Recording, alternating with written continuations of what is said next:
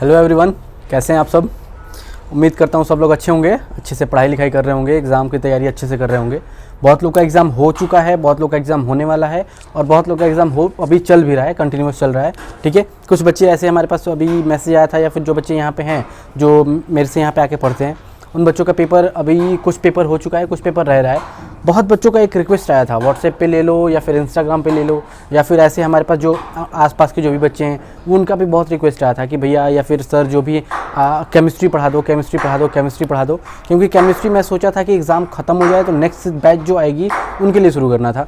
तो लेकिन अभी बच्चों का रिक्वेस्ट आ गया है कि भैया केमिस्ट्री पढ़ा दो, केमिस्ट्री बहुत वीक हो रहा है, हमको समझ में नहीं आ रहा है। फिजिक्स आपने पढ़ाया, फिजिक्स पूरा क्लियर हो चुका है, केमिस्ट्री पढ़ा दो। मैं बोला चलो ठीक है पढ़ा देता हूँ। तो आज मैं केमिस्ट्री का स्ट्रक्चर ऑफ एटम में एक चैप्टर लेकर आया हूँ, चैप्टर नंबर 4। केमिस्ट्री के इस पेपर में इस बार के जो सिलेबस है उसमें सिर्फ 3 चैप्टर आ रहे हैं, सिर्फ 3 चैप्टर आ रहे हैं। कौन कौन से? Atoms and molecules, structure of atom, और एक है हमारे पास is matter surrounding us is pure और नॉट। ये वाला चैप्टर आ रहा है। ठीक है, इसी चैप्टर को, तीनों चैप्टर को हमको कंप्लीट करना है। मोस्ट प्रोबेबली ये बहुत बड़े बड़े चैप्टर नहीं है, जैसे फिजिक्स का चैप्टर हुआ करता था तो उसमें 2-3 वीडियो बन जाते थे, बैक टू बैक बन जाता था। लेकिन इसमें ऐसा कुछ भी नहीं होगा। ठीक है, इसमें एक वीडियो बनेगा सिर्फ थियरी का, और एक वीडियो बनेगा उसके से रिलेटेड जो भी न्यूमेरिकल क्वेश्चन थे, या फिर उससे रिलेटेड जितने भी हमारे पास क्वेश्चन पूछे जाते हैं एग्जाम में, वैसे क्वेश्चंस बनेंगे। That's it. मतलब 3 चैप्टर के 6 वीडियो 6 दिन में खत्म। ठीक है, केमिस्ट्री जितनी भी जल्दी हो सके उतनी जल्दी खत्म करना है। ठीक है, क्योंकि इस बार ही पेपर अभी बहुत बच्चों का 5 या 6 तारीख से पेपर शुरू होने वाला है। ठीक है, तो 10 या 12 तारीख को एटलीस्ट पेपर है उनका, तो उससे पहले हमको केमिस्ट्री ख़त्म कर देना है। उन बच्चों के रिक्वेस्ट पे अगर आया है तो उन्हीं बच्चों के लिए बहुत जल्दी ख़त्म करना है इसको। ठीक है, तो देखो स्ट्रक्चर ऑफ एटम पे बात करते हैं। तो स्ट्रक्चर ऑफ एटम है क्या? तो जब हम एटम्स एंड मॉलिक्यूल्स पढ़ेंगे, देखो atoms and molecules 3rd chapter है, उसमें जब हम पढ़ेंगे तो एटम के बारे में पढ़ेंगे, उसके बाद हम एटम के स्ट्रक्चर के बारे में 4th चैप्टर में पढ़ेंगे। लेकिन हम पहले स्ट्रक्चर ऑफ एटम इसलिए शुरू किए हैं कि जो मेन हमारे पास जो नॉलेज लेना है वो स्ट्रक्चर ऑफ एटम से लेना है, ना कि एटम्स और मॉलिक्यूल्स से। ठीक है, एटम क्या होता है, मॉलिक्यूल क्या होता है, उसके बारे में हमको पढ़ना ही पढ़ना है। वो ज़्यादा बड़ा चैप्टर नहीं है, इंपॉर्टेंट चैप्टर वो ज़्यादा नहीं है, इसीलिए हम स्ट्रक्चर ऑफ एटम को उठाएं। ठीक है, और सबसे लास्ट में हम करेंगे matter surrounding us is pure और नॉट। ठीक है, ये वाला शुरू करेंगे क्योंकि वो बहुत मतलब छोटा सा है हमारे पास, उसके बारे में ज़्यादा कुछ पढ़ना नहीं है, सिर्फ हम थोड़ा सा समझा देंगे, उसके लिए वो तुम्हारा क्लियर हो जाएगा। ठीक है, उसके क्वेश्चंस करा देंगे। ठीक, तो देखो अब हम एटम की बात करते हैं। तो एटम तो अभी हम 3rd चैप्टर पढ़ाया नहीं है, तो एटम आपको पता नहीं होगा, या फिर बहुत बच्चों को पता भी होगा एटम होता क्या है। तो 90% बच्चे को पता होगा कि एटम क्या होता है। तो एटम क्या होता है कि the smallest unit of any particle in any state. क्या होता है? किसी भी, चाहे वो सॉलिड हो या लिक्विड हो या गैस हो, चाहे वो कोई भी स्टेट हो, सॉलिड, लिक्विड या गैस, उस स्टेट के पार्टिकल का, किसी भी पार्टिकल का जो सबसे स्मॉलेस्ट यूनिट होता है, जिसे हम फर्दर तोड़ नहीं सकते। मान लो कि अगर हम किसी पेपर की बात करें, इसी स्केच की बात करें, तो उसको हम तोड़ते गए, काटते गए उसको, और एक ऐसा छोटा पार्ट जिसको हम उससे ज़्यादा छोटा नहीं कर सकते, वो उससे ज़्यादा टूट नहीं सकता है, वो जो यूनिट होगा उसी को हम कहते हैं एटम। ठीक है, तो अब जब एटम की अगर हम स्ट्रक्चरिंग करें तो एटम को हम 3 तरह से स्ट्रक्चर करते हैं। तो एटम के भी देखो, अभी हमने क्या बताया कि एटम कितने सबसे स्मॉलेस्ट यूनिट होता है जिसको हम तोड़ नहीं सकते हैं। ठीक है, अब हम बताएंगे कि एटम के 3 पार्ट होते हैं। तो बहुत लोग बच्चे समझ में नहीं आएगा इनको कि सर अभी बताएं कि एटम ऐसा स्मॉलेस्ट यूनिट है जिसको हम फर्दर तोड़ नहीं सकते हैं, और अभी हम बता रहे हैं कि एटम के 3 पार्ट होते हैं। तो वैसा क्यों? एटम के इनसाइड में उनके 3 पार्ट होते हैं। कौन कौन से हमारे पास होता है? इलेक्ट्रॉन, प्रोटॉन और न्यूट्रॉन। उसका स्ट्रक्चरिंग कैसे कैसे होता है, एटम का स्ट्रक्चर और मॉडल कैसे कैसे किन्होंने प्रेजेंट किया है, उसके मॉडल के बारे में, उस मॉडल में क्या क्या है, उसमें कौन कौन से फॉर्मूले आए हैं, रदरफोर्ड का लिमिटेशंस क्या है, नील बोर का क्या है, जे थॉमसन का क्या है, उसके बारे में हमको पढ़ना है। ठीक है, तो सबसे पहले हम बात करते हैं एटम के स्ट्रक्चर के बारे में। तो जो एटम है वो कितने पार्ट में डिवाइडेड है? 3 पार्ट में। तो तीनों पार्ट को हम कैसे कैसे लिख सकते हैं? हम तीनों को अलग अलग करके लिखते हैं क्योंकि हमको समझने में आसानी होगा। ठीक है, अब पहला क्या है हमारे पास? इलेक्ट्रॉन। दूसरा क्या है? प्रोटॉन। तीसरा क्या है हमारे पास? न्यूट्रॉन। ठीक है, इलेक्ट्रॉन, प्रोटॉन और न्यूट्रॉन। ठीक है, अब देखो इसकी अगर हम बात करें तो इसका हमारे पास जो खोज हुआ था वो कैसे कैसे हुआ था? किन लोगों ने किया था और ये किस किस ईयर में हुआ था, ये कब इसका खोज हुआ था, इसके बारे में हमको थोड़ा बेसिक नॉलेज पता करना है। क्योंकि अभी जो क्वेश्चंस आ रहे हैं एग्जाम में वो क्या है, हमारे पास 30 क्वेश्चन के आसपास हमारे पास क्या आ रहे हैं, ऑप्शनल आ रहे हैं। ऑप्शनल इन द सेंस कि हमारे पास क्या मल्टीपल चॉइस, ऑप्शनल नहीं मल्टीपल चॉइस आते हैं, उसे मल्टीपल चॉइस कहते हैं। जैसे क्या होता है कि ऑप्शन दे दिए जाते हैं, इसमें से कोई एक टिक करना होता है हमको, ठीक है, उसमें छोटे छोटे ही क्वेश्चंस बनते हैं जिसमें कि हमारे पास इनमें से क्वेश्चंस आ सकते हैं, इसीलिए हम इस टॉपिक को उठा के लेकर आए हैं, ठीक है। तो देखो पहला जो क्वेश्चन है हमारे पास, जो इलेक्ट्रॉन का जो खोज हुआ था वो कब हुआ था और ये किन्होंने किया था, ठीक है। तो देखो इलेक्ट्रॉन का खोज हमारे पास कौन किया था, जे थॉमसन साहब ने, जे थॉमसन साहब ने। अब जे थॉमसन साहब ने इलेक्ट्रॉन की खोज की थी तो किया कब था, उनका ईयर क्या था। तो हम फर्स्ट पॉइंट इनके बारे में देखो, हम पॉइंट वाइज लिखवा रहे हैं, पॉइंट वाइज हमारे पास क्या हो जाएगा, समझने में इजी होता है। तो जे थॉमसन साहब ने इसका खोज किया था और वो कब किया था, 1897 में, 1897 में इन्होंने खोज किया था। और जब इन्होंने ये खोज किया था उससे पहले हमारे पास प्रोटॉन की खोज हो चुकी थी, प्रोटॉन की खोज उससे पहले हो चुका था हमारे पास, तो इसके बारे में भी हम बताएंगे। तो देखो अब जब इन्होंने खोज किया तो वो क्या देखे कि इलेक्ट्रॉन जितने भी थे वो सब के सब क्या थे, निगेटिवली चार्ज थे। मतलब ये कौन से इन्होंने क्या बताया था, और कि जितने इलेक्ट्रॉन हैं सब के सब क्या हैं, निगेटिव इन चार्ज हैं, ठीक है। इनके 3 पॉइंट होगा, इसी में से कोई ना कोई एक उठा के पूछ देगा कि इलेक्ट्रॉन का खोज किसने किया, तो हम क्या बताएंगे, जे थॉमसन। उन्होंने कब किया था इलेक्ट्रॉन की खोज, या फिर कोई क्वेश्चन ऐसा पूछ दिया जाएगा कि इलेक्ट्रॉन का खोज हुआ कब था, तो हम क्या बताएंगे, 1897 में, ठीक है। और उन्होंने अगर कोई क्वेश्चन ये पूछ दिया जाए कि इलेक्ट्रॉन का जो चार्ज होता है वो कैसा होता है, पॉजिटिव होता है, निगेटिव होता है या न्यूट्रल होता है, कैसा होता है, तो हम क्या बताएंगे, निगेटिव चार्ज होता है, ठीक है। अब आते हैं हम प्रोटॉन की बात में, ठीक है। तो प्रोटॉन की खोज किसने किया था, तो प्रोटॉन की खोज की अगर हम बात करें तो प्रोटॉन की खोज किया था ई गोल्डस्टीन साहब ने, ई गोल्डस्टीन, ये एक साइंटिस्ट थे, इन्होंने ई गोल्डस्टीन साहब ने प्रोटॉन की खोज किया था। अब प्रोटॉन की खोज हुआ कब था, तो प्रोटॉन की खोज इलेक्ट्रॉन की खोज से पहले हो चुका था, और वो कब हुआ था हमारे पास, प्रोटॉन की खोज हुआ था 1886 में, 1886 में। और अब 1886 में इसका जब खोज हुआ था तो इस पर कुछ ना कुछ तो चार्ज भी बताया गया होगा कि ये पॉजिटिव होता है, निगेटिव होता है, न्यूट्रल होता है, या कोई चार्ज होता ही नहीं है, क्या होता है इस पर, वो भी बताया गया होगा। तो ई गोल्डस्टीन साहब ने क्या बताया कि जो प्रोटॉन जितने भी हैं वो क्या हैं, वो हैं हमारे पास पॉजिटिवली चार्ज, पॉजिटिव चार्ज, ठीक है। तो देखो इन तीनों के बारे में सिर्फ 3 पॉइंट लिखवाया हूँ, लेकिन इसके बारे में 1-2 पॉइंट और है। अब कहा जाता है कि कैनल रे क्या होता है, कैनल रे, तो जो पॉजिटिवली चार्ज इलेक्ट्रॉन्स होते हैं, जो पॉजिटिवली चार्ज प्रोटॉन्स होते हैं, उन्हीं को हम कहते हैं क्या, कैनल रे, ठीक है। तो देखो इसी को हम कहते हैं क्या, इट इज ऑल्सो नोन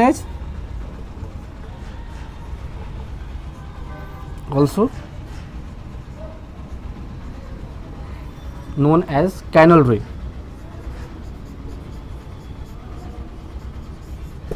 देखो इसको हम ऑल्सो कहते हैं कैनल रे। अब ये इंपॉर्टेंट इसलिए बन जाता है कि बहुत बच्चों को ये पता तो होता है, प्रोटॉन के बारे में पता होता है, लेकिन उनको ये नहीं पता होता है कि प्रोटॉन को ही हम क्या कहते हैं, कैनल रे भी कहते हैं। अब ये कैनल रे होता क्या है, कैनल रे कहते किसे हैं, क्यों कहते हैं, अब प्रोटॉन को बात करें कि कैनल रे कहते हैं तो कैनल रे ही क्यों कहते हैं, ठीक है। तो देखो इसके लिए जो ई गोल्डस्टीन साहब ने एक एक्सपेरिमेंट किया था, और एक्सपेरिमेंट क्या था कि एक हम क्या लिए थे, उन्होंने एक डिस्चार्ज ट्यूब लिया था, एक डिस्चार्ज ट्यूब लिया था, और उसमें क्या किया था उन्होंने, पॉजिटिवली चार्ज पार्टिकल्स को इसमें फ्लो करवाया था, पॉजिटिव चार्ज को फ्लो कराया था, इलेक्ट्रॉन्स को वहाँ पे कुछ पार्ट्स को रख के, ठीक है। तो जिससे क्या हुआ था, कैनल रेज को, पॉजिटिव चार्ज कैनल रे को पास करवाया था, जिससे वो क्या हुआ था कि वो देख रहे थे कि जितने भी इधर उधर फैले थे, इसमें से क्या हुआ था, उनसे ये पता चला था कि क्या होता था, आके टकरा के इधर उधर रिपल्ट होते थे वो लोग, रिपल्सन होता था उनका, ठीक है। तो जब पॉजिटिवली चार्ज अगर होगा, इलेक्ट्रॉन का जब पॉजिटिव होगा, तो पॉजिटिव क्या करते हैं, हम चुंबक में भी देखते हैं, मैग्नेटिक में भी देखते हैं ना, कि पॉजिटिव अब एक साथ लेकर आएंगे तो वो रिपल्सन होगा, मतलब वो दूर भागेगा एक दूसरे से, अगर पॉजिटिव नेगेटिव आएंगे तो अट्रैक्शन होगा। तो ये जब पॉजिटिव चार्ज को करेंगे तो पॉजिटिव चार्ज ही हमको क्यों पता चला, क्योंकि एक दूसरे से ये क्या हो रहे रहे थे, रिपल्सन हो रहा था इन दोनों का। तो रिपल्सन होने से इन्होंने क्या बताया कि ये क्या थे हमारे पास कि पॉजिटिवली चार्ज हमको पता चले थे इनको, ठीक है। तो इन्होंने हमको बता दिया कि जो प्रोटॉन्स होते हैं वो क्या होते हैं, पॉजिटिवली चार्ज होते हैं, ठीक है। अब देखो, और जो ये इसे है, ये जो उन्होंने जो चार्ज जो फ्लो किया था वो किस में किए थे, वो था एक डिस्चार्ज ट्यूब। ये था क्या, डिस्चार्ज ट्यूब।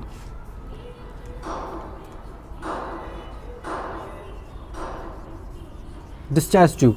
और ये इसका नहीं है, इलेक्ट्रॉन का नहीं है, ये प्रोटॉन वाले का था, हम सिर्फ समझाए हैं इसमें, ठीक है। तो ये डिस्चार्ज ट्यूब के सहारे इन्होंने क्या लगाया था कि प्रोटॉन की खोज की थी। अब अगर क्वेश्चन पूछा जाए कि एक क्वेश्चन इसमें से बन जाएगा कि जो प्रोटॉन की खोज हुआ था वो ई गोल्डस्टीन साहब ने कैसे किया था, किसके सहायता से किया था, तो हम क्या बताएंगे उसमें, डिस्चार्ज ट्यूब की हेल्प से उन्होंने प्रोटॉन की खोज की थी, ठीक है। तो चलो, अब प्रोटॉन का जो चार्ज था वो पॉजिटिवली चार्ज, वो कैसे पता चला था, तो वो डिस्चार्ज ट्यूब में चार्ज को फ्लो करने के बाद हमको पता चला था, ठीक है। चलो, ये हो गया, इसमें और ज़्यादा कुछ नहीं है।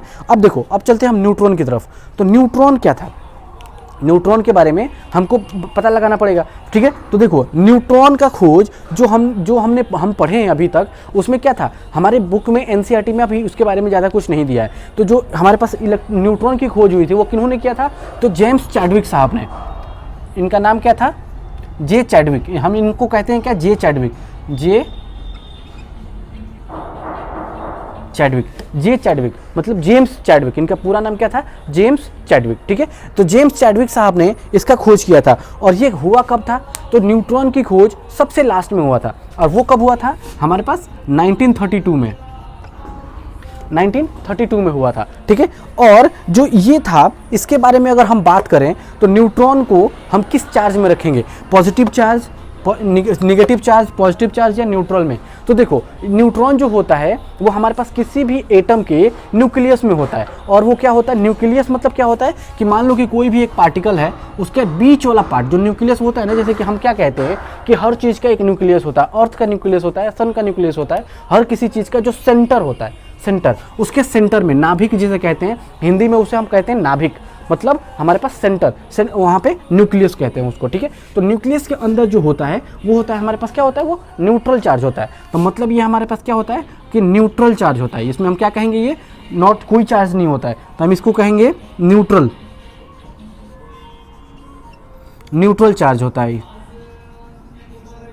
न्यूट्रल चार्ज होता है, ठीक है। अब देखो, अब रही बात इसकी तीनों की, तो सबके बारे में तो हमको थोड़ा थोड़ा पता चल गया, लेकिन अगर मान लो कि कोई पूछे तुमसे कि इलेक्ट्रॉन, प्रोटॉन और न्यूट्रॉन को हम डिनोट किससे करते हैं, तो हम क्या बताएंगे, तो जो इलेक्ट्रॉन होता है उसको हम क्या डिनोट करते हैं, ई से डिनोट करते हैं, स्मॉल ई से, लेकिन उसके ऊपर क्या होता है, निगेटिव चार्ज से हम डिनोट करते हैं, ठीक है। हम स्मॉल ई से डिनोट करते हैं, लेकिन ऊपर एक हम माइनस का साइन दिखाते हैं, क्यों, क्योंकि हमारे पास इलेक्ट्रॉन क्या है, निगेटिव इन चार्ज है। देखो, इसको, इसकी ज़रूरत नहीं है, इसको नहीं लिखना है, इसको भी सब समझाने के लिए लिखा था मैंने बस, ठीक है। देखो, तो ये इलेक्ट्रॉन को हम कैसे करते हैं, ई से डिनोट करते हैं, लेकिन ऊपर माइनस का साइन देकर डिनोट करते हैं, ठीक है। अब प्रोटॉन को हम किससे डिनोट करते हैं, तो जो प्रोटॉन होता है उसको हम पी से डिनोट करते हैं, स्मॉल पी से।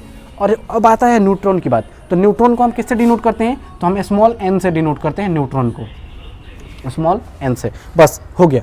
अब देखो, एटम के बारे में स्ट्रक्चर जो उसका हुआ था, कैसे कैसे उसका जो पार्ट्स होता है, कैसे कैसे होता है, कैसे कैसे नहीं होता है, उसके बारे में है। तो हम इतना के बारे में अगर हमको, देखो, यहाँ से तुम्हारा कम से कम 4 या 5 मार्क्स का क्वेश्चन बनेगा, 4 या 5 मार्क्स का जो भी क्वेश्चन बनेगा, अगर इस चैप्टर से बनता है 2 या 3 मार्क्स का जो भी बनेगा, वो इधर से बन सकता है, क्वेश्चन बन सकता है, ठीक है। तो इस पर ज़्यादा ध्यान देना कि इलेक्ट्रॉन किसे कहते हैं, प्रोटॉन किसे कहते हैं, न्यूट्रॉन किसे कहते हैं, उसका चार्ज क्या होता है, उसकी खोज कब हुई थी और उन्होंने किसने किया था, ठीक है। तो यहाँ से क्वेश्चन बन सकता है, तो इस पर ध्यान देना। और मेन ध्यान देना यहाँ पे कि कैनल रे किसे कहते हैं, वो हमेशा ध्यान रखना। ये क्वेश्चन बन सकता है, 99 नहीं 100% गारंटी है कि ये बन सकता है क्वेश्चन यहाँ से, ठीक है। तो इस पर खास ध्यान दे देना, ठीक। चलो, अब हम चलते हैं इस पे कि जो यहाँ पे एटॉमिक मॉडल, मतलब एटम किस किस प्रकार का होता है, किस किस टाइप का होता है, कैसा होता है एटम। एक्चुअली हम बात करते हैं कि स्मॉलेस्ट यूनिट जो होता है, मान लो कि यहाँ पे, तो उसे हम क्या कहते हैं, एटम कहते हैं। वो शेप क्या होता है उसका, गोल होता है या फिर कैसा होता है, किस शेप का होता है, स्क्वायर होता है, क्यूब होता है, क्यूबॉइड होता है, किस शेप का होता है, उस शेप को प्रेजेंट करने के लिए कि उसका जो मॉडल कैसा है उसको प्रेजेंट करने के लिए हम क्या क्या करते हैं और कौन कौन से साइंटिस्ट आके उसको प्रेजेंट किए थे। ठीक है, तो चलो उनके बारे में हम पढ़ेंगे। अब देखो, अब एटॉमिक मॉडल की बात करते हैं। तो एटॉमिक मॉडल हमारे पास क्या है कि एटॉमिक मॉडल मतलब मान लो एटम जो है कुछ भी है, मान लो अगर क्रिकेट बॉल की बात करते हैं तो उसकी मॉडल की बात करें तो कैसा शेप होता है, स्फेरिकल शेप होता है, उसके ऊपर हमारे पास क्या होता है, लेदर की एक पट्टी होती है ऊपर से जिसे हम करके बॉल करते हैं। ठीक है, और हमारे पास क्यूबॉइड किस शेप का होता है, क्यूब किस शेप का होता है। वैसे ही जो एटम है जो स्मॉलेस्ट यूनिट तो है, लेकिन वो शेप क्या होता है उसको प्रेजेंट हमारे पास 3 साइंटिस्ट लोगों ने किया था। 3 साइंटिस्ट लोगों ने जब प्रेजेंट किया था, उनका कौन कौन से प्रेजेंट किए थे हमारे पास। सबसे पहले आए थे जे थॉमसन साहब। सबसे पहले कौन आया था, जे थॉमसन साहब। ठीक है, जे थॉमसन साहब आए और अपनी एक एटॉमिक मॉडल को प्रेजेंट किए। ठीक है, उसके बाद ये भी वो वहाँ पे जाके कुछ पॉइंट इनकी सही थी, कुछ पॉइंट ये प्रूव नहीं कर पाए थे। उसके बाद हमारे पास हमारे पास साइंटिस्ट आए। तो दूसरे साइंटिस्ट का क्या नाम था, ई रदरफोर्ड। ठीक है, तो रदरफोर्ड जब आए थे हमारे पास,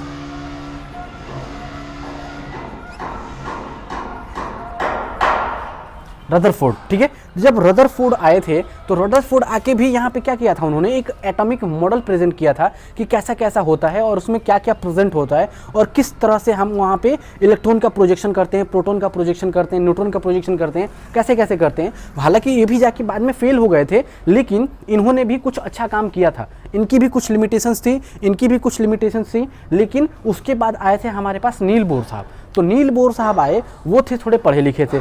ठीक है, बाकी ये तो थोड़ा पढ़े लिखे ये भी थे, लेकिन नॉलेज थोड़ा कम था इनके पास। ठीक है, तो उसके बाद आए थे नील बोर साहब। तो नील बोर साहब भाई सबकी कमी देख चुके थे ऑलरेडी। जो सबसे लास्ट में आता है ना, उसके लिए एक बेनिफिट होता है कि ऑलरेडी वो सब कुछ देख चुका होता है। कमी उनके लिए कि उनके लिए क्या होता है ना कि उनके पास थोड़ा क्या होता है कि प्रेजेंट करने के लिए बहुत अच्छा हो जाता है कि लास्ट में क्या इनकी कमी देख चुके थे कि ये क्या कमी किए थे, इनकी भी कमी देख चुके थे कि ये क्या कमी कर रहे हैं। ठीक है, उसके बाद नील बोर साहब आए और उन्होंने क्या किया आके कि एक फॉर्मूला दे दिया और फॉर्मूला दे के कहा कि भाई इस पे इलेक्ट्रॉन को प्रेजेंट कर दो, बाकी ये लोग पीछे वाले जो लोग कहे हैं वो बाकी सब सही है।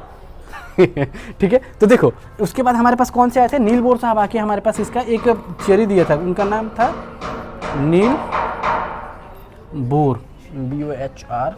देखो नील बोर साहब ये साइंटिस्ट के नाम है। अब इनके सबके अलग अलग अपना अपना एटॉमिक मॉडल था। यहाँ पे जे थॉमसन एटॉमिक मॉडल,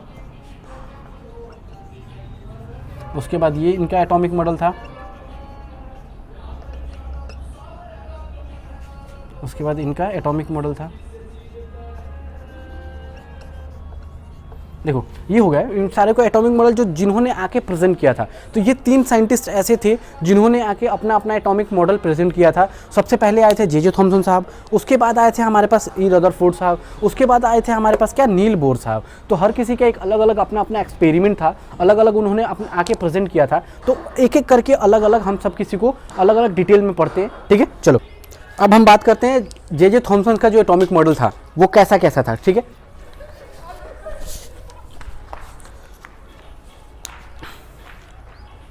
चलो अब बात करते हैं जे थॉमसन का जो एटॉमिक मॉडल था।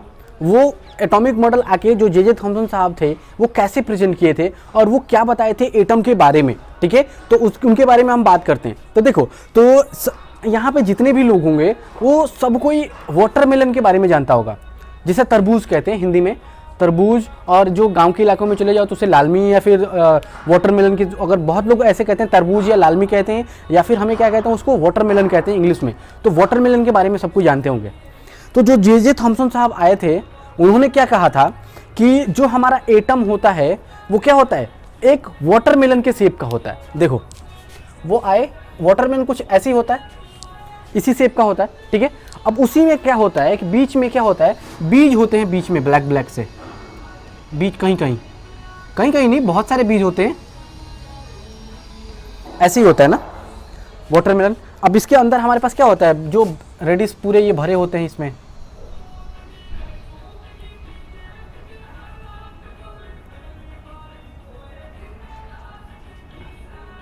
देखो ऐसे ही इनसाइड भरा होता है। और जो हमारे पास बाहरी सरफेस होता है वो क्या होता है, हमारे पास ग्रीन होता है। हमारे पास ग्रीन पेन तो है नहीं लेकिन ब्लू बना दिया मैंने, ठीक है। देखो ऐसा होता है हमारे पास, ठीक है। अब उन्होंने आके क्या बोला कि जो वाटरमेलन होता है, सॉरी जो एटम होता है वो वाटरमेलन की शेप का होता है। अब वाटरमेलन के शेप का बोलने का तो चलो ठीक है, उन्होंने बोल दिया, ठीक है, और वो सही भी था कुछ हद तक।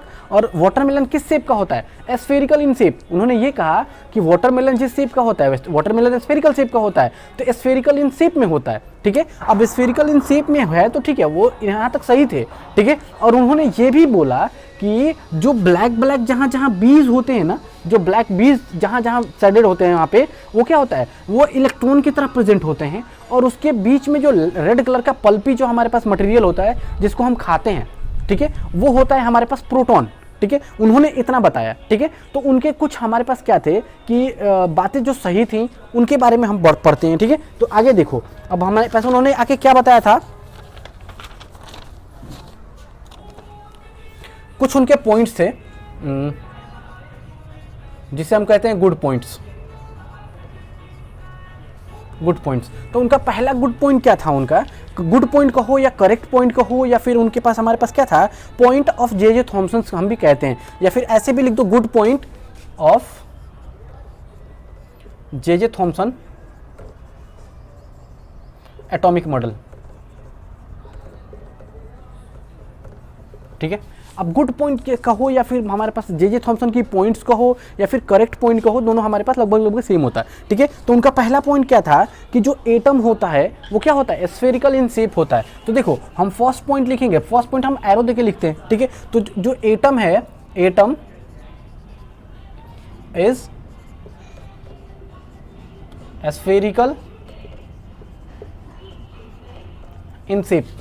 अब एटम जो उन्होंने पहला पॉइंट क्या बताया था, पहली अच्छी बात उन्होंने क्या बताया था कि जो एटम है, देखो बहुत लोग उसको कहते हैं एटम, बहुत लोग कहते हैं एटम, बहुत लोग कहते हैं अटम, ठीक है। लेकिन उससे कंट्रोल नहीं करना, जो प्रोनाउंसिएशन है वो हर किसी का अलग अलग होता है प्रोनाउंसिएशन, तो उस पर ध्यान नहीं देना है, तो अपने पढ़ाई पे ध्यान दो, ठीक है। तो देखो अब यहाँ पे क्या होता है कि उन्होंने पहला पॉइंट बताया था कि एटम जो है वो क्या होता है, स्फेरिकल इन शेप में होता है, ठीक है। अब दूसरा पॉइंट उन्होंने क्या बताया था कि पॉजिटिवली चार्ज प्रोटॉन्स, जो पॉजिटिवली चार्ज प्रोटॉन्स होता है वो क्या होता है, present all around the atoms. देखो हमारे पास देखो यहाँ पे एटम के चारों ओर जो हमारे पास जो रेड पल्पी पदार्थ होता है वो क्या होता है, वो प्रोटॉन की तरह चारों तरफ फैले होता है, ठीक है। तो हम दूसरा पॉइंट उन्होंने क्या बताया था, उन्होंने ये बताया था पॉजिटिवली चार्ज। देखो अब हम थोड़ा शॉर्ट फॉर्म लिखेंगे क्योंकि बड़ा ज़्यादा टाइम कंज्यूमिंग होता है।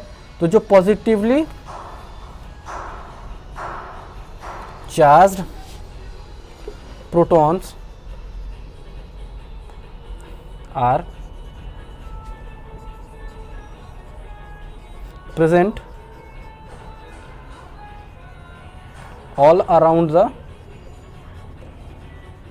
एटम्स। देखो उन्होंने दूसरा पॉइंट क्या बताया था कि जितने भी पॉजिटिवली चार्ज प्रोटॉन्स होते हैं वो क्या होते हैं, एटम के चारों, इसके अंदर चारों तरफ क्या होते हैं, प्रेजेंट होते हैं। जो रेड पल्पी पदार्थ होता है उसके बारे में इन्होंने बताया था कि जो रेड पल्पी पदार्थ जैसे हमारे पास चारों ओर फैला होता है वैसे ही हमारे पास प्रोटॉन्स उसके चारों ओर फैले होते हैं, ठीक है। अब देखो दूसरा पॉइंट उन्होंने, तीसरा पॉइंट उन्होंने क्या बताया कि जो तीसरा पॉइंट बताया तो इलेक्ट्रॉन जो, जैसे कि हमारे पास क्या अभी क्या बताए हैं कि जो बीज के बारे में बात हुई है, देखो यहाँ पे ब्लैक ब्लैक कहीं कहीं बीच बीच में हमारे पास है ना, यहाँ पे जैसे कि बीज भी हम देखते हैं कि रेड, बहुत सारे रेड के बीच में हमारे पास बीज भी होता है, ठीक है। ब्लैक ब्लैक कलर का बीज होता है उसमें, ठीक है। तो देखो उस बीज के बारे में अभी इन्होंने बात किया था, ठीक है। तो वो क्या बोल रहे हैं यहाँ पे कि इलेक्ट्रॉन्स आर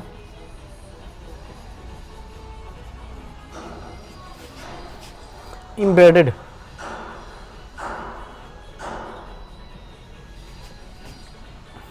randomly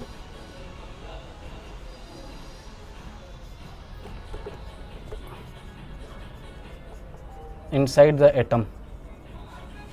देखो उन्होंने क्या बताया था कि जो हमारे पास जो ब्लैक ब्लैक सीड्स होती हैं वो क्या होता है, जैसे जैसे चारों तरफ वहाँ पे रैंडमली कहीं भी वहाँ पे बिखरी होती हैं, एम्बेडेड होता है, इनसाइड में वो रहता है, वैसे ही हमारे पास इलेक्ट्रॉन्स क्या करते हैं, इलेक्ट्रॉन्स हमारे पास चारों तरफ वैसे ही इलेक्ट्रॉन जैसा बीज होता है वैसे ही ये क्या होते हैं, इनसाइड द एटम वो बिखरे होते हैं, एम्बेडेड होते हैं, मतलब वहाँ लगे होते हैं, ठीक है। अब देखो अब कह रहा है कि जो इलेक्ट्रॉन की बात की थी तो इलेक्ट्रॉन उन्होंने पहले ही बता चुका था, इन्होंने क्या कि इलेक्ट्रॉन जो होता है वो क्या होता है, निगेटिव इन चार्ज होता है। तो उसी के बारे में इनका चौथा पॉइंट क्या था कि जो इलेक्ट्रॉन है, सॉरी एटम है,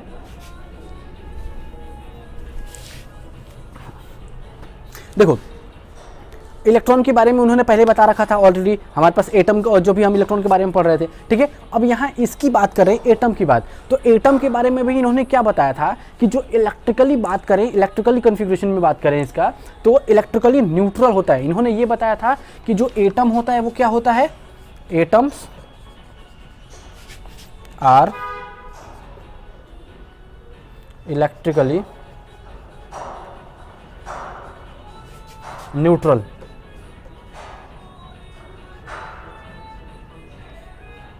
देखो अब न्यूट्रल की बात आई, इलेक्ट्रॉन्स उन्होंने कहा कि न्यूट्रल होता है। अब जब न्यूट्रल की बात आई तो ये न्यूट्रल उन्होंने कैसे बताया था कि देखो हम क्या पढ़ते हैं कि कभी भी जितना हमारे पास प्रोटॉन होता है उतना ही हमारे पास क्या होता है, इलेक्ट्रॉन होता है। इसके आगे भी हम चल के थोड़ा सा पढ़ेंगे इसके बारे में। तो जितना हमारे पास, जितना एटम कोई है एक, तो जितना इलेक्ट्रॉन होता है उतना ही हमारे पास न्यू इलेक्ट्रॉन होता है, उतना ही हमारे पास प्रोटॉन भी होता है। और हम क्या जानते हैं कि प्रोटॉन क्या होता है, पॉजिटिवली चार्ज, और ये क्या होता है, निगेटिव चार्ज।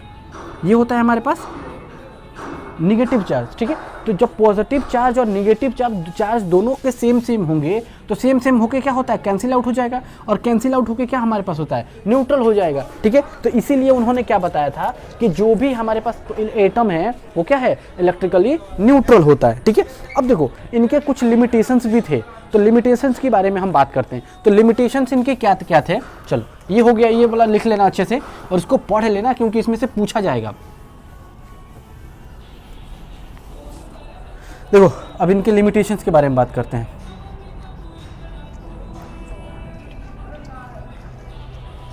देखो लिमिटेशंस, जो अच्छाई जो याद नहीं करता है ना, जो देखो अच्छाई के लिए बहुत कम लोग याद यहाँ पे जाने जाते हैं, लेकिन जो अगर थोड़ा सा भी कोई बुराई कर देना उसके लिए लोग ज़्यादा फेमस हो जाते हैं, जो लोग बहुत ज़्यादा फेमस हो जाते हैं, ठीक है। तो देखो उसको बुराइयों पे ध्यान मत दो, अच्छे कामों पे ध्यान दिया करो, ठीक है। लेकिन यहाँ पे क्या है, जे थॉमसन साहब जो क्या थे, उनकी इतना कुछ करने के बाद, इतना कुछ तो ठीक था, लेकिन इन्होंने क्या बताया कि सब कुछ बताने के बाद भी इनकी कुछ कमी रह गई थी, जो ये प्रेजेंट नहीं कर पाए थे, इनको पूरा नहीं कर पाए थे। तो वो कमी क्या क्या थी उसके बारे में अगर हमको बात करना है तो देखो, तो हमारे पास इनकी दो कमी थी, और दोनों कमी क्या क्या थी हमारे पास। देखो पहली कमी क्या थी इनकी कि it could not explain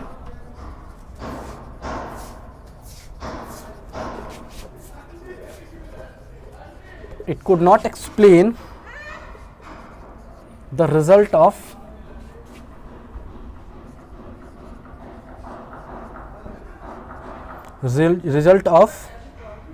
a scattering experiment।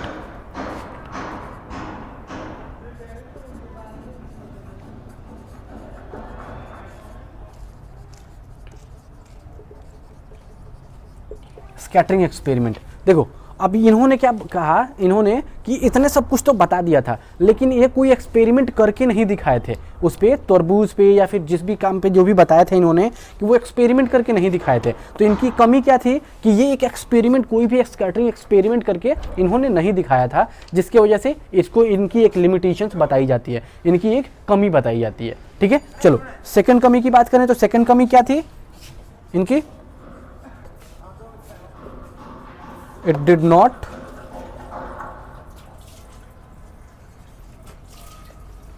have any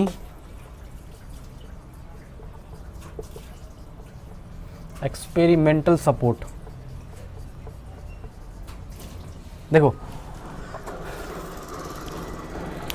first वाले में क्या था इनके पास कि जो स्कैटरिंग एक्सपेरिमेंट के बारे में ये पूरा कुछ समझा नहीं पाए थे, और एक्सपेरिमेंट इन्होंने करके दिखाया नहीं था, ठीक है। और सेकंड लिमिटेशन उनका क्या था कि इनके पास कोई भी एक्सपेरिमेंट का सपोर्ट नहीं था, ठीक है। तो ये दो उनकी लिमिटेशंस थी। तो ये हमेशा याद रखना कि कभी कभी 2 मार्क्स में अक्सर पूछे जाते हैं कि जे थॉमसन का जो एटॉमिक मॉडल था उसकी लिमिटेशंस क्या क्या थी, ठीक है। तो ये दो उनकी लिमिटेशंस थी, वो ये याद रखना। और इस बार मोस्ट प्रोबेबली हमारे पास ये पूछे जाएंगे, तो ये हमारे पास हो जाएंगे इंपॉर्टेंट, ठीक है। तो ये याद रखना। जो भी होता है, देखो यहाँ पे दो लोग हैं, एक तो रदरफोर्ड साहब हैं और एक हमारे पास जे थॉमसन साहब हैं। तो दोनों लोगों के लिमिटेशन है, दो लिमिटेशन है दोनों के, और दोनों लिमिटेशन में दो में से कोई ना कोई एक पूछा ही जाएगा इस बार, ठीक है। तो इसको याद ही कर लेना किसी भी हाल में, ठीक है, इसको भूलना नहीं है। चलो ठीक है, अब हम चलते हैं इसके सेकंड मॉडल पे, ठीक है। तो सेकंड मॉडल प्रेजेंट किन्होंने किया था, तो रदरफोर्ड साहब ने। और रदरफोर्ड साहब ने एक एक्सपेरिमेंट के थ्रू यहाँ पे कुछ मॉडल प्रेजेंट किए थे।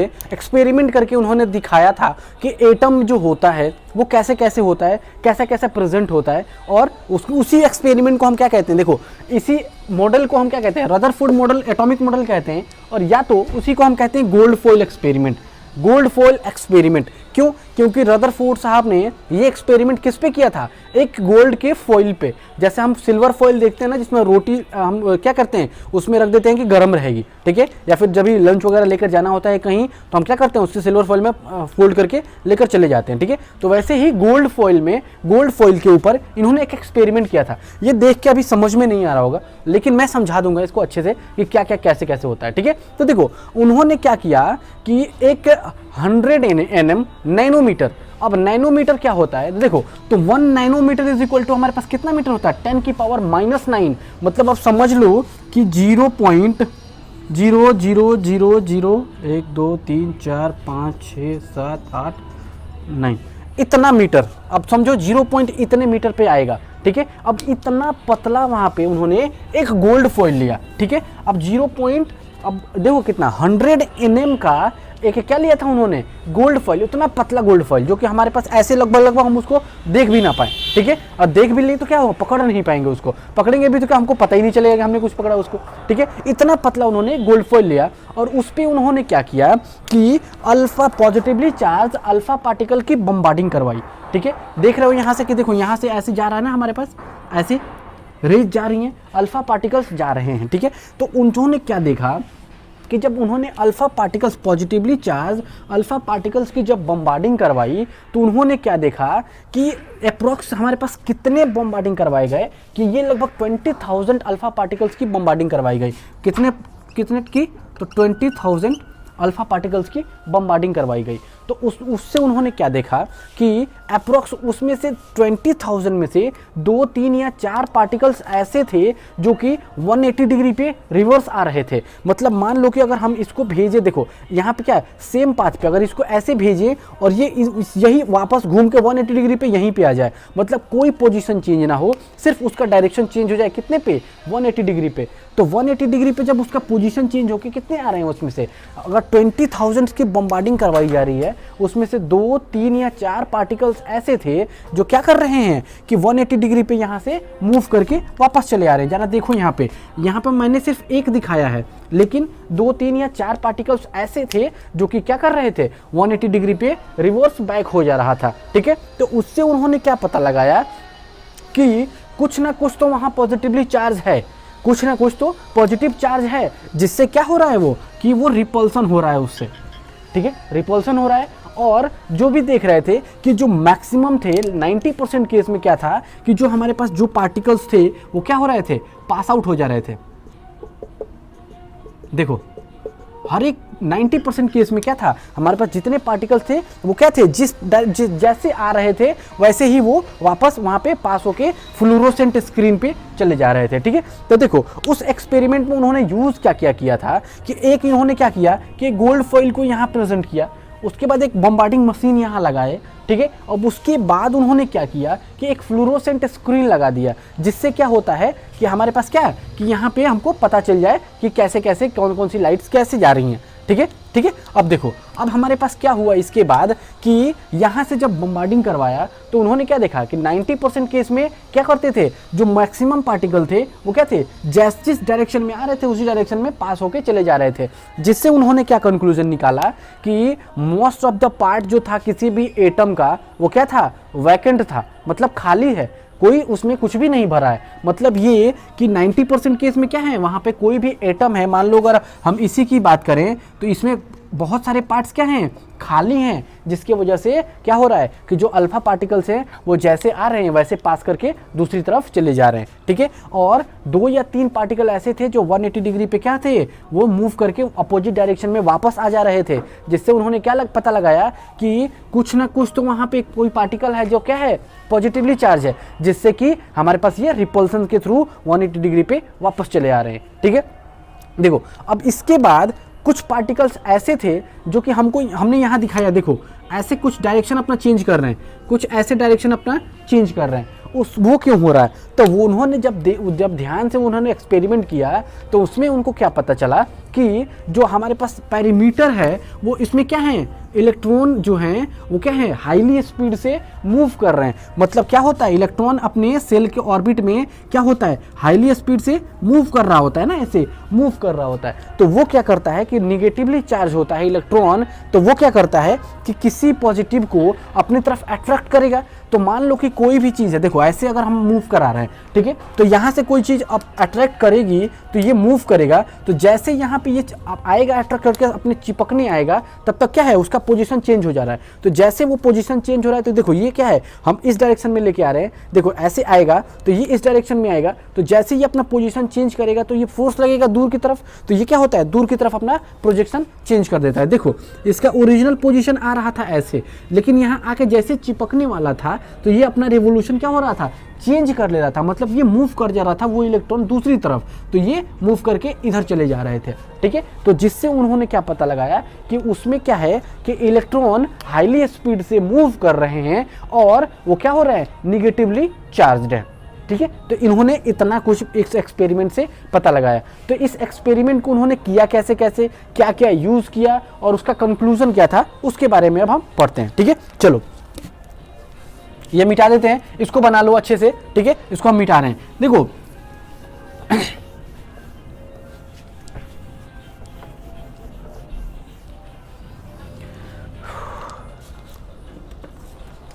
देखो अब एक्सपेरिमेंट में उन्होंने यूज क्या किया, एक्सपेरिमेंट में उन्होंने यूज क्या क्या किया। तो पहला उन्होंने क्या यूज किया था, जैसे कि एक्सपेरिमेंट का नाम ही है, कौन सा एक्सपेरिमेंट है, गोल्ड फॉइल एक्सपेरिमेंट। तो उन्होंने एक गोल्ड फॉइल यूज किया। पहला पार्ट क्या था, गोल्ड फॉइल, अप्रोक्स कितने का, जल्दी से बताओ, अप्रोक्स 100 नैनोमीटर का, ठीक है। और उसके बाद दूसरा उन्होंने क्या किया कि अल्फा पार्टिकल की क्या कराई, बम्बार्डिंग करवाई। तो अल्फा पार्टिकल्स कौन से, पॉजिटिवली चार्ज अल्फा पार्टिकल्स की। तो दूसरा क्या था, अल्फा पार्टिकल्स कि उन्होंने क्या कराया था, बम्बार्डिंग करवाया। अल्फा पार्टिकल्स की बम्बार्डिंग करवाई थी। और अल्फा पार्टिकल्स, कितने अल्फा पार्टिकल्स की बम्बार्डिंग करवाई थी, अप्रोक्स 20,000, ठीक है। देखो अब तीसरा उन्होंने क्या किया था कि मैक्सिमम जो अल्फा पार्टिकल्स थे वो क्या कर रहे थे, बिना किसी पोजीशन चेंज किए वो जिस पोजीशन पे जा रहे थे, जिस डायरेक्शन में जा रहे थे, वो अपना पास आउट करके चले जा रहे थे, ठीक है। तो हम क्या लिखेंगे यहाँ पे, तो maximum alpha particles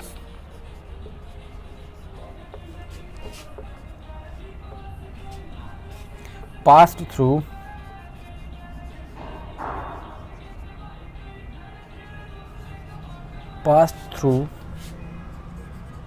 the foil.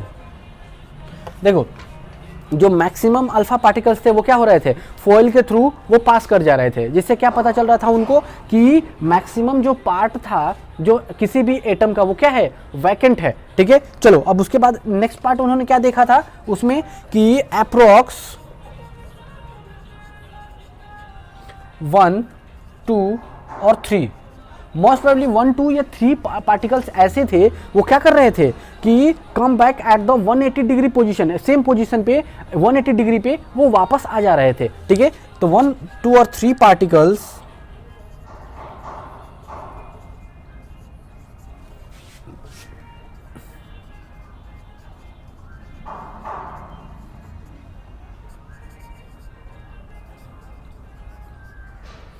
Came back with 180 degree angle. देखो अब उसमें क्या था, हमने क्या बताया था कि बहुत मैक्सिमम पार्टिकल क्या थे कि वो पास कर जा रहे थे, कुछ ही पार्टिकल्स ऐसे थे, 2 3 या 4 पार्टिकल ऐसे थे जो कि 180 डिग्री पे उसी पोजीशन पे वापस आ जा रहा था। ठीक है, उससे हमारा क्या पता चला कि मोस्ट प्रोबेबली हमारे पास क्या था, जो एरिया था वो खाली था और कुछ पार्टिकल जो ऐसे थे जहाँ पॉजिटिवली चार्ज था, जिससे क्या था हमारे पास कि वो 180 डिग्री पे वापस रिफ्लेक्ट बैक हो जा रहा था। ठीक है, अब देखो इस एक्सपेरिमेंट का कंक्लूजन क्या है, इस एक्सपेरिमेंट का कंक्लूजन पे चलते हैं। ठीक है,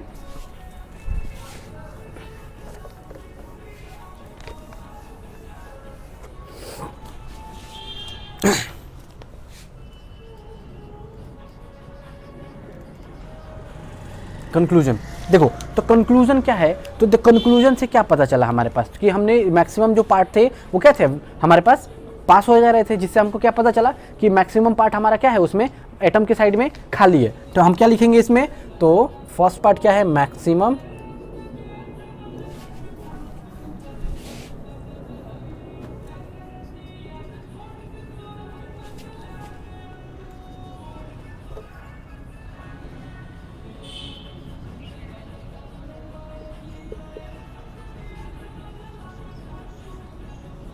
मैक्सिमम जो स्पेस है एटम में वो क्या है, खाली है। ठीक है, हमको ये पता चला। और दूसरा क्या पता चला, देखो protons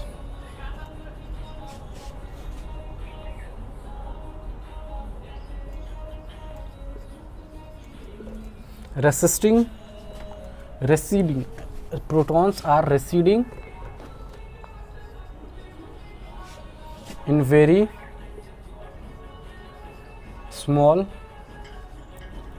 space called nucleus।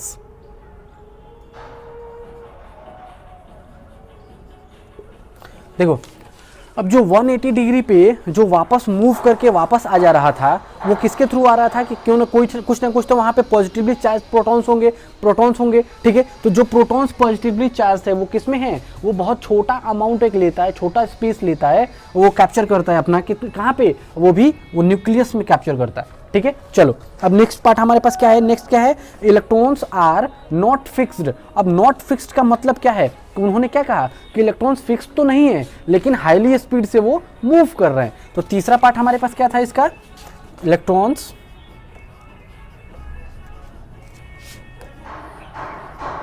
Are not fixed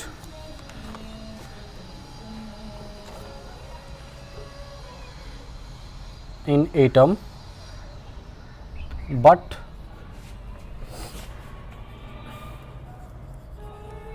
they are moving at the high speed। देखो ये तीन उनके कंक्लूजन थे। ठीक है, अब देखो कंक्लूजन हो गया, अब इनकी हम लिमिटेशंस की बात करते हैं। ठीक है, तो देखो ये 3 कंक्लूजन हो गया हमारे पास, 3 ही थे, 3 हमारे पास एक्सपेरिमेंट के बारे में था, 3 कंक्लूजन हो गया। अब 2 यहाँ पे इनका क्या है कि लिमिटेशंस था, तो दोनों लिमिटेशंस के बारे में बात करते हैं। ठीक है, उनके रदरफोर्ड के अब 2 लिमिटेशंस भी थे, 2 हमारे पास क्या था, जे थॉमसन्स का था, 2 हमारे पास रदरफोर्ड के हैं। अब 2 लिमिटेशंस हमारे पास जो हैं वो कौन कौन से थे, तो रदरफोर्ड साहब ने क्या बोला था, मतलब यहाँ जो भी एक्सपेरिमेंट कर पाए थे उसमें उन्होंने क्या लिमिटेशंस, उन्होंने क्या गलती कर दी कि वो क्या थे, they were not able to explain the stability of atom. जो एटम की स्टेबिलिटी की बात आती है तो वहाँ पे वो चूक गए कि वो स्टेबिलिटी वो बता नहीं पाए कि एटम क्या कितना स्टेबल है भी या नहीं है, या फिर कैसे हम स्टेबल उसको कर पाएंगे या नहीं कर पाएंगे। ठीक है, तो उसकी स्टेबिलिटी को वो एक्सप्लेन नहीं कर पाए थे। ठीक है, और उनकी जो दूसरी लिमिटेशन थी वो क्या थी कि they were not able to explain about the velocity of electron revolving around the nucleus. अब जो उन्होंने ये तो बोल दिया था कि हमारे पास क्या है, इलेक्ट्रॉन जो है वो न्यूक्लियस के चारों ओर बहुत हाईली स्पीड से मूव कर रही है, लेकिन वो किस स्पीड से मूव कर रही है वो उन्होंने नहीं एक्सप्लेन कर पाए। ठीक है, और जो एक न्यूक्लियस के बाद जो रिवोल्यूशन होता है वो कितने इलेक्ट्रॉन एक साथ रिवॉल्व कर रहे हैं, किस सेल में रिवॉल्व कर रहे हैं, कितना इलेक्ट्रॉन एक सेल में रिवॉल्व कर रहा है, वो उन्होंने बताया ही नहीं। ठीक है, तो ये जितने भी अब जो एक्सप्लेनेशन था वो क्या था, ऑलरेडी इनके 2 लिमिटेशंस उन्होंने क्या देखे, नील बोर साहब ने देख लिए, जो हमारे पास जे थॉमसन साहब के 2 लिमिटेशंस देख लिए।